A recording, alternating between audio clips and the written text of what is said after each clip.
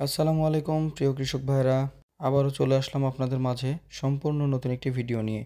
যারা ধানের গাই বাছুর সংক্রান্ত সমস্যা নিয়ে দুশ্চিন্তা করছেন, তাদের সমস্যার সমাধান দিব এই ভিডিওতে। তো প্রিয় কৃষক ভাইরা, ভিডিওটি না টেনে সম্পূর্ণ দেখার অনুরোধ রইল। তো চলুন প্রিয় কৃষক ভাইরা, শুরু করা যাক।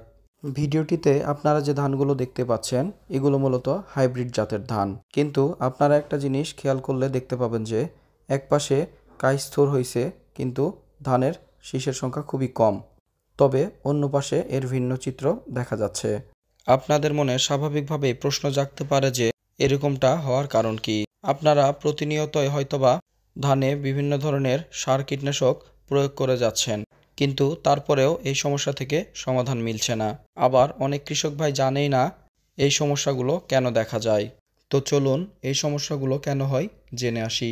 প্রথমত, আপনাদের ধানের চারার বয়স যদি বেশি হয় এবং অন্য বীজতলা থেকে যদি আপনারা ধানের চারা সংগ্রহ করে একই জমিতে রোপণ করেন এবং ধানের যে চারাগুলো আপনারা জমিতে রোপণ করেছেন সেসব চারার বয়স যদি একই না হয় এবং এর পাশাপাশি ধানের চারাগুলো জমিতে রোপণ করতে যদি বেশি সময় নেন, অর্থাৎ সময় পার হয়ে যাওয়ার পরে যদি ধানের চারা রোপণ করেন, এক্ষেত্রে আপনারা এই ধানের গাই বাছুর সংক্রান্ত সমস্যার সম্মুখীন হবেন।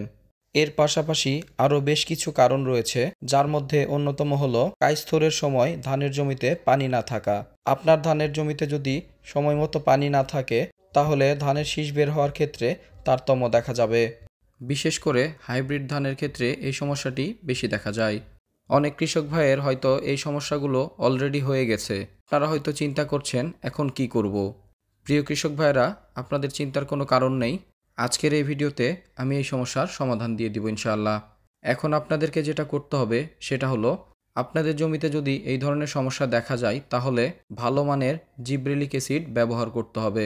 বাজারে নানা ধরনের জিব্রেলিক অ্যাসিড পাওয়া গেলেও হাতে গোনা কয়েকটি কোম্পানি ছাড়া অন্যান্য কোম্পানির জিব্রেলিক অ্যাসিড ব্যবহারের ক্ষেত্রে সাবধানতা অবলম্বন করতে হবে। এর কারণ হলো জিব্রেলিক অ্যাসিড খুবই একটি সেনসিটিভ ঔষধ। না বুঝে পরিমাণে বেশি ব্যবহার করলে আপনার ধানের জমির ক্ষতি হতে পারে। বাজারে যে জিব্রেলিক অ্যাসিডগুলো পাওয়া যায় তার মধ্যে সবচেয়ে সেফ এবং গুণগত মানসম্পন্ন জিব্রেলিক অ্যাসিড হলো স্কয়ারের গ্রিন লিফ। এটি যদি আপনারা আপনাদের জমিতে ব্যবহার করেন, তাহলে যেদিন স্প্রে করবেন সেদিন থেকে 2 দিনের মধ্যে আপনাদের সম্পূর্ণ জমিতে ধানের শীষ বের হয়ে যাবে ইনশাআল্লাহ। প্রিয় কৃষক ভাইরা, আমি আপনাদেরকে গ্রিন লিফের ডোজটি বলে দিচ্ছি। গ্রিন লিফ মূলত 2টি প্যাক সাইজে পাওয়া যায়। একটি হলো 1 গ্রামের প্যাকেট গ্রিন লিফের পাতা এবং অপরটি হলো গ্রিন লিফ ট্যাবলেট। গ্রিন লিফের একটি পাতা দিয়ে আপনারা 2 মেশিন পানি করতে পারবেন এবং গ্রিন লিফ ট্যাবলেট দিয়ে আপনারা 4 মেশিন পানি করতে পারবেন।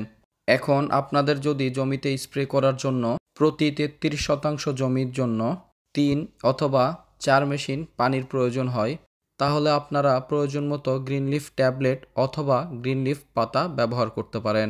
সম্পূর্ণ ধান বের হয়ে যাওয়ার পরে কি পরিচর্যা করতে হবে এবং আপনার ধানের জমি থেকে সর্বোচ্চ ফলন পাওয়ার জন্য কি করবেন, অথবা ধান বা অন্যান্য ফসল সংক্রান্ত যে কোনো রকমের প্রশ্ন থাকলে আপনারা আমাকে কমেন্টে জিজ্ঞেস করতে পারেন। ভিডিওটি যদি আপনাদের কাছে ভালো লাগে তাহলে অবশ্যই স্কয়ার পেস্টিসাইড ইউটিউব চ্যানেলটিকে সাবস্ক্রাইব করুন। দেখা হবে নতুন কোনো কৃষিভিত্তিক ভিডিও নিয়ে। ততদিন সবাই ভালো থাকবেন, সুস্থ থাকবেন। আসসালামু আলাইকুম।